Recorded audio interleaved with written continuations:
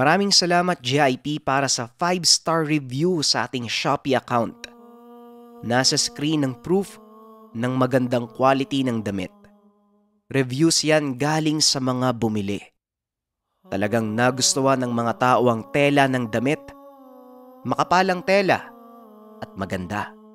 Siyempre, hindi mawawala yung simple, maganda, may dating.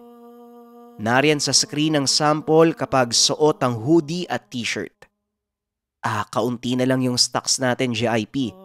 Habol na kayo kasi kapag naubos yan, hindi muna ako uli magpuproduce ng ganyang klaseng design.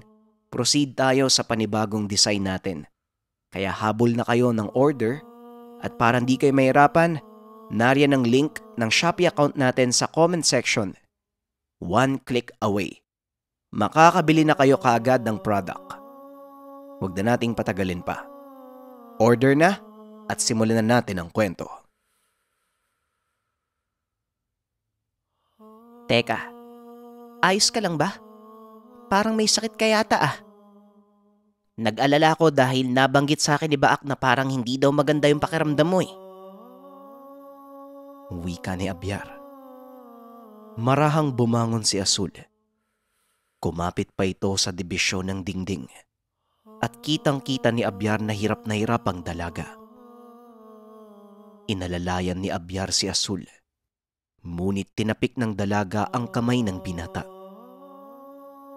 Napakunot ng noo si Abyar dahil sa kasungitan ni Azul. Sumandal si Azul sa pintuan ng kwarto katabi ni Abyar. Hindi ko alam kung bakit ako biglang nagkaganito Bigla na lang akong nanghina. Nagpatingin na ako sa doktor sa bayan pero wala naman silang makita, normal lang. Hindi ko nagugustuhan ang kilos ni Baak. Ang laki ng pinagbago niya Para may tinatago sa akin. Sa inala ko, matinding kulam ang tumama sa akin. Ang ipinagtataka ko lang, hindi ko naman maramdaman. Sa lakas ng kaalaman ko, hindi ko matukoy kung anong sakit yung tumama sa akin. Tinawas ko na. Marami akong ginawang proseso pero wala talagang lumalabas. Kailangan kong makausap si Baak. Marahil may kinalaman siya sa mga nangyayari Wika ni Azul. Sinabi ni Abyar na nakita niya rin ang kakaibang kilos ni Baak habang nag-uusap sila sa merkado. Inalok ng binata ang dalaga na doon muna sa tahanan nila tumira. Si Abyar na ang uungkat kung ano man ang problema. Iisa-isahin niya ang mga kilalang babaylan ni Azul. Hindi kaagad nakakibo ang dalaga. Ngunit makikita sa kanyang muka na sumang-ayon siya sa sinabi ni Abyar. Ilang sandali pa, sinabi na ng dalaga na pwede siyang mamalagi sa bahay ni Abyar. Yan ay kung papayag si Lolo Daruk. Hindi basta-basta nagtitiwala ang lolo niya sa kahit sino, kahit pa nga sa mga mensahero. Kaya nga mag-isa lang itong lumalakad sa oras na magkakaroon ng impormasyon kung sakaling may napipinsalang tao sa lugar. Dagdag pa dyan, hindi kailanman nakatapak si Azul sa loob ng bahay nila Abyar. Hanggang sa labas lang siya kapag nanghihingi ng tulong. Mabuting tao ang lolo mo, pero napakaingat niya. Wala siyang pinagkakatiwalaang iba. Maliban na lang sa sarili niya. Ginawa niya ang lahat ng bagay na yon para mabigyan ka ng proteksyon. Ikaw lang ang pwedeng sumunod sa yapak niya. Wika ni Azul. Ang dami mo namang sinasabi Sige na, teka. Ayan, aalalayan kita. Huwag mo akong sasampalin Doon ka na muna tumira sa bahay namin pero dadaan muna tayo ng merkado dahil may kailangan akong bilhin. Nga pala, sa palagay ko hindi na ganun kastrikto si Lolo Nasa akin na ang agod-agod. Ipinagkatiwala niya na sa akin ang lahat. Kaya huwag kang mag-alala. Ang importante malagay kita sa ligtas na lugar. Wika ni Abyar. Hanggang sa nauwi na ni Abyar ang dalaga sa kanilang tahanan. Nagulat pa si Lolo Daruk at sa katunayan, Bago nakapasok ng bahay si Azul, kinausap muna siya ng kanyang lolo. Tama ang sinabi ni Azul. Maigpit nga ang lolo't lalot na sa poder niya. Pero pumayag naman ito sa isang kondisyon. Kapag nakapasok na ng tahanan ang dalaga, mananatili ito ng 1 buwan nang hindi lumalabas. Susukatin niya ang tatag ng babae. Susuriin at pag-aaralan ang kilos. Hindi maaaring lumabas para hindi makapagbigay ng impormasyon sa kinalalagyan nila.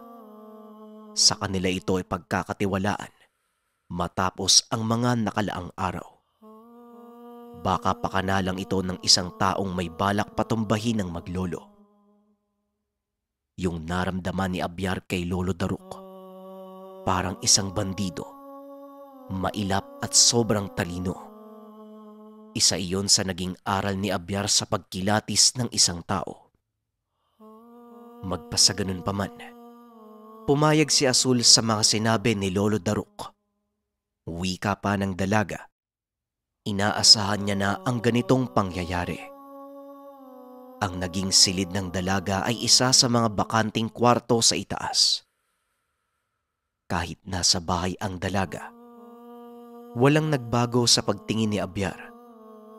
Naiilang pa rin ito at hindi magawang matignan ng diretsyo ang mga mata ng dalaga. Habang nananatili sa bahay ang babae, panay na ang labas ni Abyar upang alamin at hanapin si Baak. Nanibago si Lolo Daruk dahil hindi naman ugali ni Abyar na gumala. At ang problema, hindi din ito sinasabi sa matanda kung saan pupunta at kung ano ang mga gagawing hakbang. Ay nako, ganyan din ako kumilos noon. Misteryoso. Alam ko ang tumatakbo sa isipan mo. Ang dalagang si Azul. May sakit siya, hindi ba? Alam ko kung bakit siya nagkakasakit. Dahil ito sa mga kasama niyang may kaalaman. May iba sa kanila na masama at kinukubli lang ang pagkatao. Ganyan din ang nangyari kay Veronica, yung nanay ni Azul. May mga nakumbinsi siyang kamag-anak na pumanig sa kabutihan. At ito ngayon ang sinabi ko sa iyong iba pang mensahero. Hindi ko lang alam kung nasaan na sila nakatira. Lumayo sila eh. Pero kahit pumanig sa kabutihan, hindi pa rin mapagkakatiwalaan. Napapansin ko sa iyong hulog na hulog ka na sa dalaga. Kung gusto mo siyang iligtas, kailangan mong patayin ang taong nagbigay sa kanya ng sakit. Huwag kang maaawa. Narinig ko ang pangalang Baak. Bakit kasi nagtiwala si Azul? Alam mo, Apo, kaya nagkaroon ng sakit ang nanay niyang si Veronica dahil sa pagiging malapit sa akin at sa tatay mo. Natakot ang mga kaanak at mga kasamahan ni Veronica na baka ibunyag niya ang mga ginagawa ng babaylan. Kaya binigyan nila ng sakit si Veronica na kahit sinong doktor o maging sarili hindi kayang gamutin. At ang mahirap, hindi talaga matukoy kung ano ang sakit. Asahan mong mamamatay si Azul kapag hindi mo naresolba ang problema, kagaya ng nangyari sa akin noon. Pagpapaliwanag ni Lolo Daruk at hindi nagsalita si Abyar. Tumango lang ito at tinanaw ang bintana sa itaas. Nakita niya si Azul na nakadungaw at nakatitig sa kanya. Normal at walang emosyon ang muka. Umalis si Abyar at pinuntahan ng bahay ni Azul. Inalala kung saang direksyon ba sila dumaan papunta sa bahay ni Baak. Nang mga sandaling ito, terik ang araw at sa gawing hilaga siya naglakad. Diretso lang hanggang sa kalahating oras. May nakita siyang magkakasunod na tahanan sa gilid ng burol. Ilang distansya ito mula sa kanyang kinaroroonan. May taong nakatayo sa pinakahuling tahanan. Tinatanaw siya nito habang paparating. Kalmado na naglakad ang binata hanggang sa tuluyang makarating sa kabahayan. Lubos ang pagtataka ni Abyar nang makitang may sumilip na mga tao sa tahanan. Biglang sinara ang mga bintana at pintuan. Nilibot ng tingin ni Abyar ang paligid. May napansin pa siyang nagtatakbuhan na mga bata. Kinakawayan ng magulang at pinapapasok ng tahanan.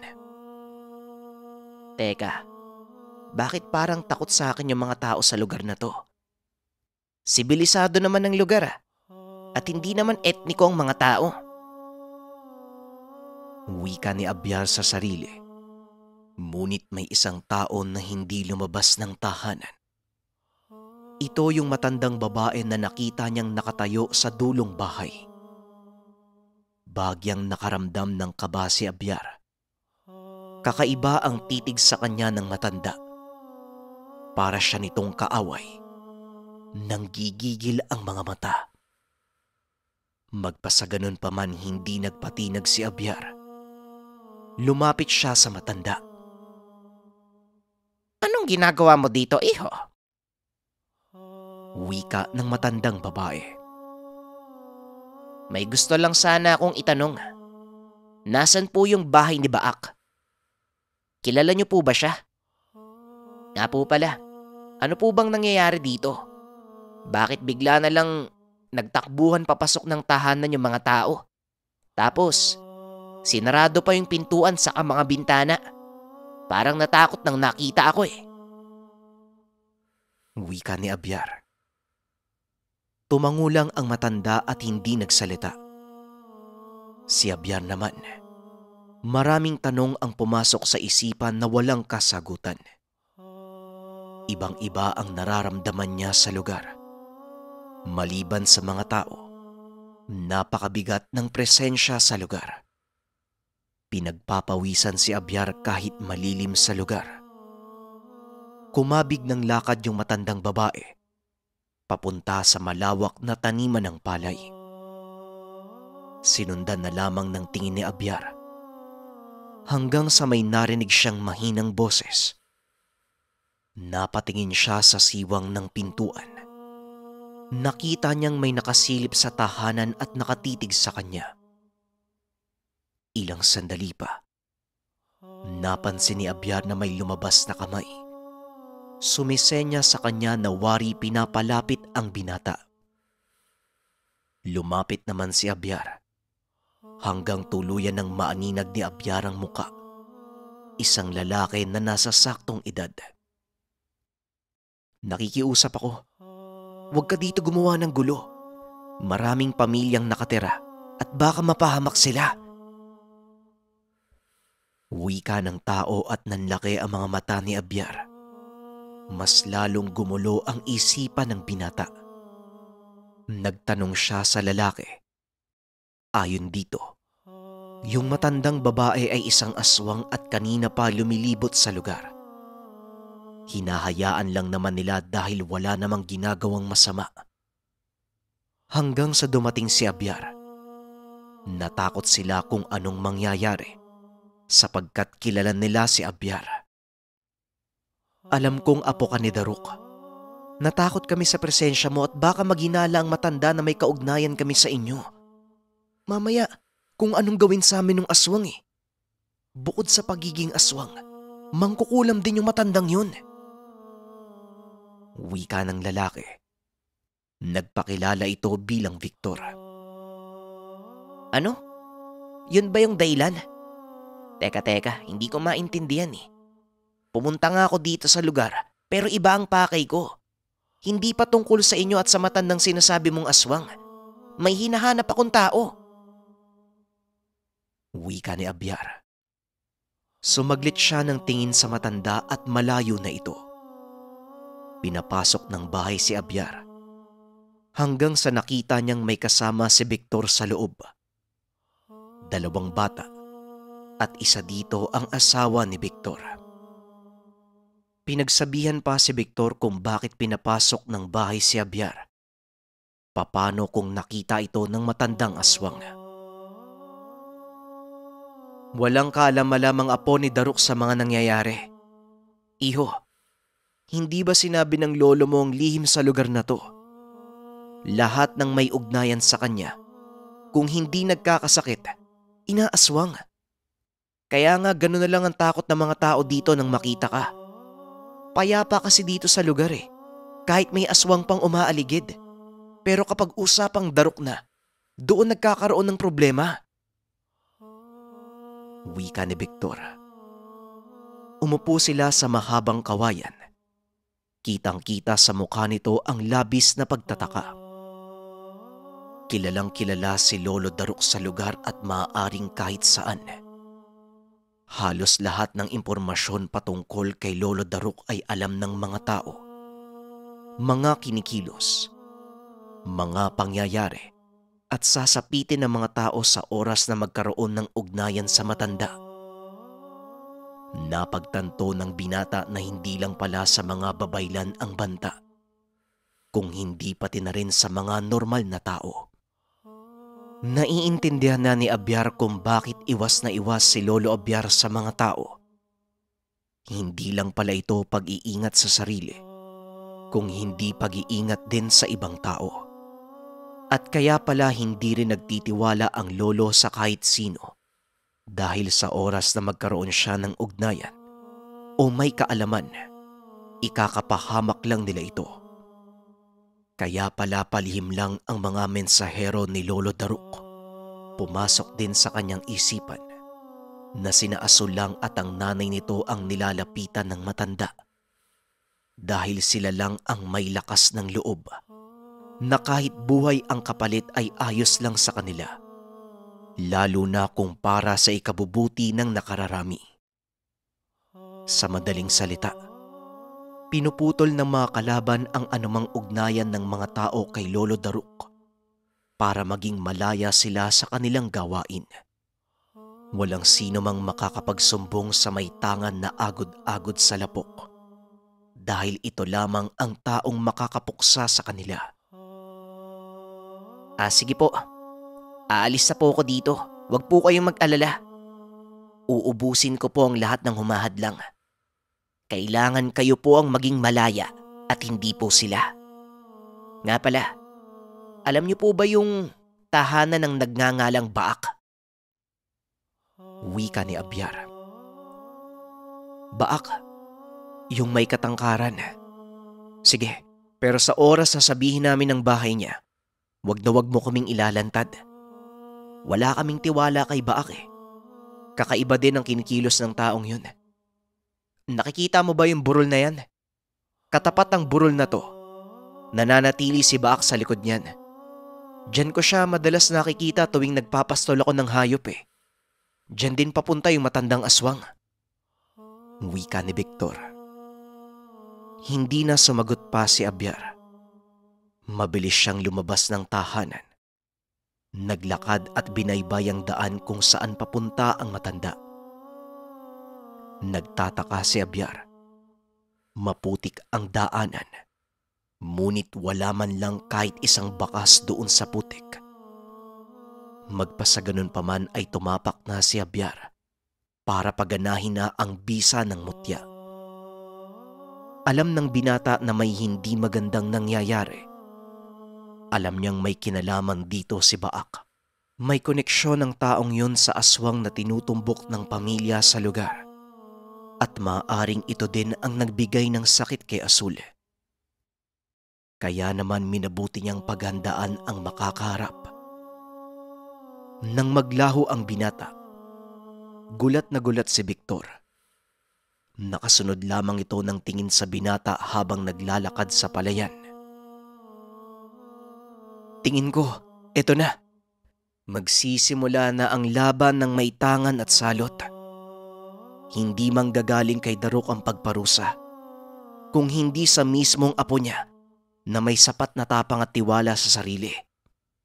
Asmin, pag sinawing palad ang binata, mas maiging likasin na lang natin ang lugar na to. Siguradong babalikan tayo ng aswang. Siguradong babalutin ng sumpa ang lugar natin. Wika ni Victor.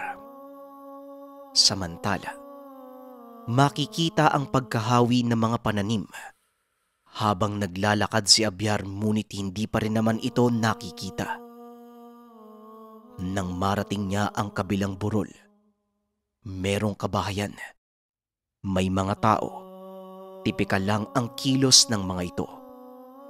May mga nag-uuma, nagpapastol. May mga batang naglalaro. At nagsimula na ding magsiga ang ilan dahil hapon na. Hindi nakikita si Abyar ng mga tao. Kaya malaya siyang nalalapitan ang mga ito at napapakinggan ang pinag-uusapan. Narinig niya ang sinabi ng isang tao sa lugar na dumaan ang uruha doon. Napaisip ang binata na baka ito yung matanda at uruha ang tawag ng mga tao. Hindi naman pinagtuunan ng pansin ni Abyar. Nagpatuloy lamang siya sa paglalakad hanggang sa nakita niya si Baak. Mabilis itong naglakad paakyat ng burol at halata pa sa kinikilos na nagmamadali. Sumasaglit pa ng tingin sa baba kung nasaan ang mga kabayan. Sinundan kagad ni Abyar. Tinitigan niya lamang at hindi tinatantanan hanggang sa nakarating sila sa taas ng burol. Ganun na lamang ang pagkagulat ng binata nang makita niya rin yung matanda kanina na tinatawag nilang uruha. Kaharap si Baak. Magkausap ang dalawa at yung kamay ng matanda. Unti-unting umaangat at may tinurong direksyon. Pagtanaw ni Abyar, tinuro nito ang mga bahay kung saan siya nanggaling kanina. Kinabahan si Abyar dahil kinutuban siyang may planong masama ang uruha. Nakita niyang tumatangulang si Baak hanggang sa nagpatuloy na ito ng lakad. Yung matanda naman, nanatili lang sa posisyon habang nakatingin sa malayo. Nakiramdam lang si Abyar dahil baka alam ng matanda na nasa malapit lang siya. Isa itong mangkukulam. Ngunit may tiwala naman si Abyar sa sarili dahil kahit nga ang babay lang si Asul ay hindi siya naramdaman. Ilang segundo pang naglakad ang matandang uruha. Naguguluhan si Abyar sa mga sandaling ito. Susundan ba ang matanda o uunahin niya si Baak? Hanggang sa napagdesisyonan ni Abyar na si Baak muna ang unahin. Dahil tila may inutos kay Baak yung matandang babae. Si Baak ang gagawa ng hakbang laban sa mga tao sa lugar. Kaya naman pinunta ni Abyar kung saan direksyon naglakad si Baak. Diretso lang ang binata hanggang sa makarating sa maliit na daanan pa ibaba. Nakita ni Abyar ang maliit na kubo sa baba. Napapalibutan ng matatayog na iba't ibang klase ng puno. Kung hindi ako nagkakamali, ito yung lugar na yun eh. Naaalala ko yung mga puno na yan. At may maliit na kubo. Ito na yung bahay ni Baak. Malalaman ko na ngayon kung ano ang tinatago mo. Wika ni Abyar sa sarili. Nagsisimula ng maglakad pababa si Abyar. Kasabay nito, inuusal din ng binata ang bisa ng agod-agod. Isama pa ang malakas na poder. Matapos nun, dito niya naramdaman si Baak. Kung nasaan ito banda at kung ano ang ginagawa. Kung maitatanong niyo kung bakit, inuusal ni Abyar ang poder kapag alam niya sa sarili na mapapalaban na siya. Ngunit sinabi ni Lolo Daruk sa kanya, kapag ginamit niya ang orasyon at ginamit niya din ang bisa ng pagkawala, mararamdaman na ang presensya niya. Kahit nakatago si Abyar sa likod ng bisa ng agod-agod, lalakas ang kanyang presensya na siyang magbibigay ng hudyat kung sino mang may malakas na kaalaman na nasa paligid lamang ng binata. Kaya naman gumawa pa ng ibang paraan si Abyar upang mas lalong makapagtago sa mga kalaban. Tuluyan ang nakalapit si Abyar sa tahanan. Nasa gilid lang si Baak. May kung anong kinakalikot si Baak. May maliit na butas na parang tinutusok-tusok. Nanlaki ang mga mata ni Abyar dahil may lumabas na alupihan doon sa butas. Nagpaikot-ikot sa daliri ni Baak. Gumapang sa bisig at bumalik sa palad. Nilapit ni Baak ang kanyang bibig sa insekto at tila kinakausap. Matapos nun ay binaba ni Baak ang alupihan sa lupa. Hindi nakagalaw si Abyar. Wari alam niya sa sarili na inutusan ni Baak ang insekto. Isa itong pamamaraan ng mga mambabarang. Ilang sandali pa ay nawala na ang alupihan sa tumpok ng mga tuyong dahon. Si Baak naman, halatang nabigla. Lumikot ang mga mata at wari may pinapakiramdaman sa lugar. Kinuha nito ang tabak. Parang baliw na pinaghahampas sa iba't ibang direksyon. Alam kong nandito ka, Abyar. Huwag kang magtago. Magpakita ka sa akin. Muli maraming salamat sa pakikinig. Nasa screen ang sample ng itsura ng gabunan hoodie at t-shirt kapag suot. Maraming salamat JIP at para bumili, nariyan yung link sa comment section. Paalam.